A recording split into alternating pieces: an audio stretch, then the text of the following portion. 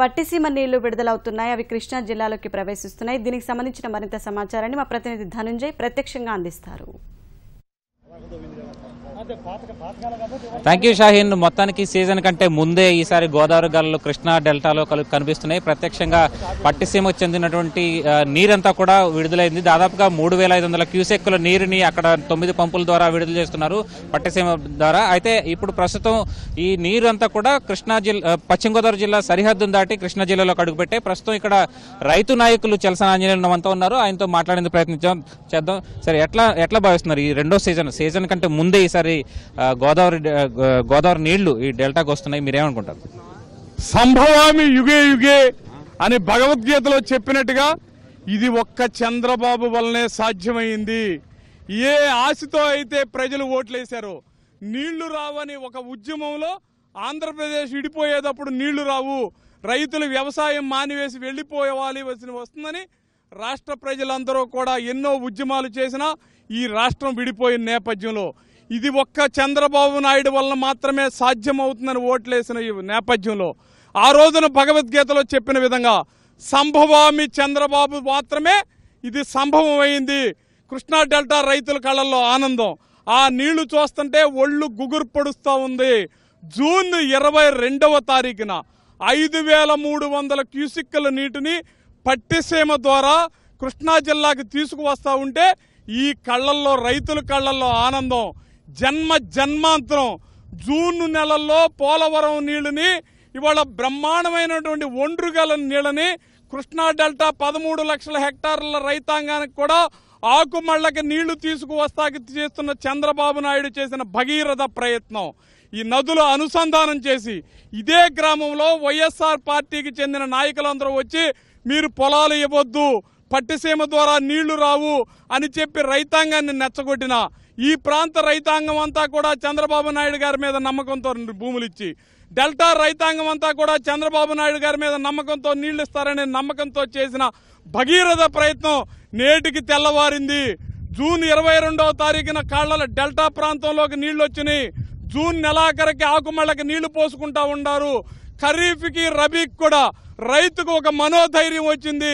రైతుకు కానీ, రైతు కూలీలకు కానీ, కూలీ వ్యాపారస్తులకు కానీ, డెల్టా ప్రాంతానికి చెందినటువంటి ఈ కృష్ణా గుంటూరు జిల్లాల ప్రజానీకం అంతా కూడా బతుకు మీద ఆశలు చిగురించిని. రాష్ట్రం విడిపోక ముందు మేము రాష్ట్రం వదిలి వెళ్లిపోవాలనుకున్నటువంటి ప్రజలు ఇవాళ అధికారం రాకపోయి వైఎస్ఆర్ పార్టీ నాయకులు ఎన్ని ప్రయత్నాలు చేసినా సరే ఇవాళ అవన్నీ కూడా అడ్డుకుని ఇవాళ జూన్ నెలలో నీళ్లు తీసుకువచ్చిన చంద్రబాబు నాయుడు గారు కానీ ఆయన దాంట్లో భాగస్వామి అధికారులతో సంప్రదించి అధికారులతో కోఆర్డినేట్ చేసి ప్రతినిత్యం కూడా ప్రయాణం చేసిన జలవనరుల శాఖ మంత్రికి కానీ ఇవాళ ఈ డెల్టా ప్రాంతం అంతా కూడా ఆ జన్మాంతరం కూడా రుణపడి ఉండాలని చెబుతూ ఉన్నాం. గత ఏడాది కూడా నీళ్లు వచ్చినాయి కదా, ఈ నీటి ద్వారా మీరు ఎంత పంటలు పండించగలిగారు ఈ ప్రాంతంలో కృష్ణా డెల్టాలో? ఇవాళ గత సంవత్సరం చూస్తే ఇవాళ ఎకరానికి గతంలో ఎప్పుడూ కూడా నీళ్ల ఇబ్బందుల వలన 30 నుంచి 35 బస్తాలు మించి వచ్చేవి కాదు. ఇవాళ పట్టిసీమ నుంచి వచ్చిన ఒండ్రు నీళ్లు అవ్వటం వలన 45 నుంచి 60 బస్తాలు అవినిగడ్డ, ఇవాళ బంటుమిల్లి, కైకులూరు చివరి ప్రాంతాలకు కూడా పండిని. గత సంవత్సరంలో ఇదే జూన్ జూలై నెలలో మేము ప్రతిపక్షంలో ఉన్నప్పుడు త్రాగినీటి కోసం ఇవాళ దేవినేని ఉమా గారు కానీ మేము కానీ ధర్నాలు చేసాం. ఇవాళ జూన్ నెలలో తాగునీళ్ళకి నీళ్లు ఇచ్చారు. ఇవాళ బ్రహ్మాండంగా గత సంవత్సరం కంటే ముందే పనులు పూర్తి చేసి ఆకుమళ్లకు కూడా నీళ్లు ఇస్తున్నారు. గత సంవత్సరం ఏ రకంగా 45 నుంచి 60 బస్తాల పంటలు పండియో 500 కోట్ల రూపాయలకు పైగా రైతాంగానికి లాభం జరిగింది. ఈ సంవత్సరం 2 పంటలకు సరిపడా కూడా జూన్ నెలలో ఇవ్వడం వలన తుఫాను బారి నుంచి కూడా తప్పుకునేటువంటి అవకాశం ఉంది. అందుకనే ఇవాళ చంద్రబాబు నాయుడు గారు కానీ జలవనరుల మంత్రి దేవినేని ఉమామహేశ్వరరావు కానీ ఈ భూములు ఇచ్చిన రైతాంగానికి కానీ సదా డెల్టా ప్రాంతం అంతా కూడా ఆ జన్మాంతం రుణపడి ఉన్నారు. భవిష్యత్తులో కూడా ఇవాళ చింతలపూడి 5300 కోట్ల రూపాయలు పెట్టి కని విని ఏమాత్రం కూడా ఆలోచనకి రానటువంటి పరిస్థితి. ఎన్ఎస్పి కెనాల్ ద్వారా ఇవాళ 7 నియోజకవర్గాల్లో 1 సంవత్సరం కాలంలో పూర్తి చేసి ఈ 7 నియోజకవర్గాలకు కూడా బ్రహ్మాండంగా పట్టిసీమ నీళ్లను తీసుకువస్తాకి ముఖ్యమంత్రి గారు, జలవనరుల శాఖ మంత్రి గారు అన్ని ప్రయత్నాలు చేస్తూ ఉన్నారు. గ్రౌండ్ వాటర్ కూడా ఇవాళ గతంలో ఈ ప్రాంతంలో 160 అడుగుల లోతులో మోటార్లు ఉండేవి. ఇవాళ 260 నుంచి 270 అడుగుల వరకు కూడా మోటార్లు దింపితే గానీ నీళ్లు రానటువంటి గ్రౌండ్ వాటర్ లెవెల్స్ పడిపోయినాయి.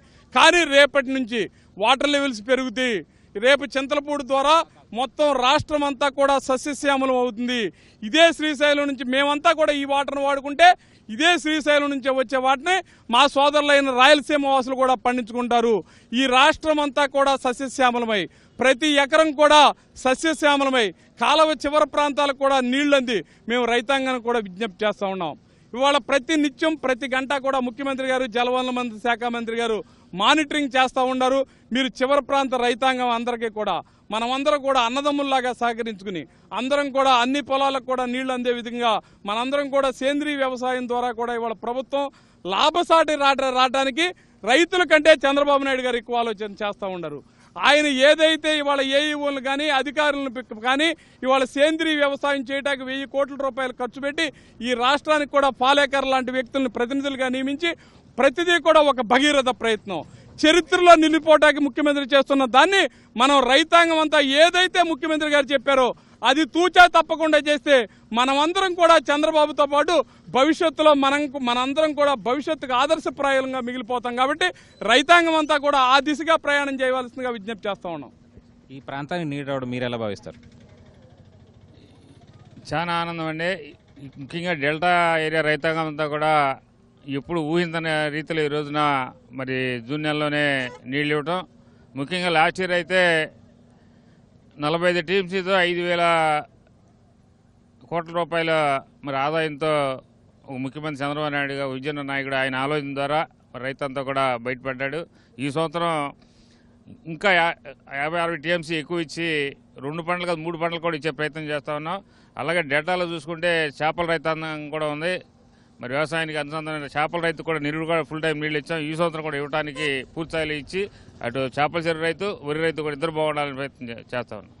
ఇది మొత్తానికి 5,300 టీఎంసీల క్యూసెక్కుల నీరు ప్రస్తుతం ఈ కాలువ ద్వారా వస్తుంది. ప్రస్తుతం మనం చూడొచ్చు సరిహద్దు ప్రాంతమైనటువంటి పల్లెర్లమూడి నుంచి కూడా వడివడిగా కూడా కృష్ణా నీరు ఈ పోలవరం కుడి కాలువ ద్వారా వస్తున్నటువంటి పరిస్థితి ఉంది. అయితే దీనికి సంబంధించి ఈ నీరంతా కూడా వస్తుంటే ఇక్కడ రైతులంతా కూడా దీనికి పూజలు చేయాలని చెప్పి కూడా నిర్ణయించుకున్నారు. దాదాపుగా 174 కిలోమీటర్ల మేర ప్రయాణించి ఇబ్రహీంపట్నం వద్ద పవిత్ర సంఘం వద్ద ఇది కృష్ణా బ్యారేజీలో కలుస్తుంది. తద్వారా దిగువ రాయలసీమ రైతులకు కూడా నీరు ఇవ్వాలని చెప్పి ప్రభుత్వం యోచనగా ఉంది. దాదాపుగా ఈ ఏడాది 80 టీఎంసీల నీటిని ఈ ప్రాంతం నుంచి ఈ పట్టిసీమ ద్వారా నీటిని తీసుకోవాలని చెప్పి తద్వారా ఈ కృష్ణా డెల్టా ప్రాంతానికి దాదాపు 13 లక్షల ఎకరాల పైచిలుక ఎకరాలకు నీరు అందివ్వాలని చెప్పి ప్రభుత్వం లక్ష్యంగా నిర్ణయించింది. అయితే సీజన్ కంటే ముందే ఈసారి నీరు ఇస్తున్నామని చెప్పి కూడా ముఖ్యమంత్రి అలాగే ప్రభుత్వం కూడా చెప్తున్నటువంటి పరిస్థితి. మొత్తం మీద ఇక్కడ పట్టిసీమ నీరు 2వ ఏడాది కూడా వరుసగా సీజన్ కంటే ముందే విడుదల కావడంతో ఇక్కడంతా కూడా రైతులంతా కూడా ఆనందం వ్యక్తం చేసినటువంటి పరిస్థితి.